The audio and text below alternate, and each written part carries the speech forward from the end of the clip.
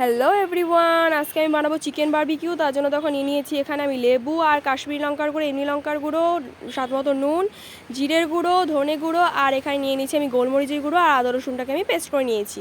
তারপর মাংসটাকে ফ্রেশ করে ধুয়ে নিয়েছি। আমি এখানে কোনো বড় পিস করিনি, নর্মাল যেরকম মাংস হয় সেরকমই নিয়েছি। তারপর টক দই হাঙ্কার যেটাকে বলে, জল ঝরানো টক দই, তার মধ্যে দিয়ে দিয়েছি আমি ওই আদা রসুনের পেস্ট। তারপর সব মশলাগুলো দিয়েছি, আর তান্দুরি মশলার কথা বলতে ভুলে গেছিলাম, সেটা আমি পরে দিয়ে দিয়েছি। তারপর ভালো করে এটাকে মেখে নিয়ে আমি ম্যারিনেট করে 2 ঘন্টা মতো রেখে দিয়েছিলাম। তারপর ছাদের ওপরে আমি উঠে এসে তারপরে এভাবে সব কিছু রেডি করে নিয়েছি। আর এখানে বাটার নিয়ে নিয়েছি, আর আমি ওখানে কলার একটা আর কি ডাটি যেটাকে বলে ওটাকে আমি একটা ব্রাশ মতন বানিয়ে নিয়েছিলাম।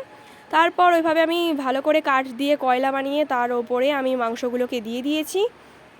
এরপর মাংসগুলোকে যেভাবে এপিট ওপিট ভালো করে সেঁকে নেব বাটার দিয়ে।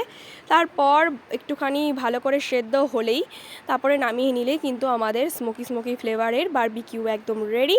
তোমাদের কার কার চিকেন বারবিকিউ ভালো লাগে অবশ্যই কিন্তু কমেন্টে জানিও। আর শীত পড়ে গেছে, বারবিকিউ তো খেতেই হবে।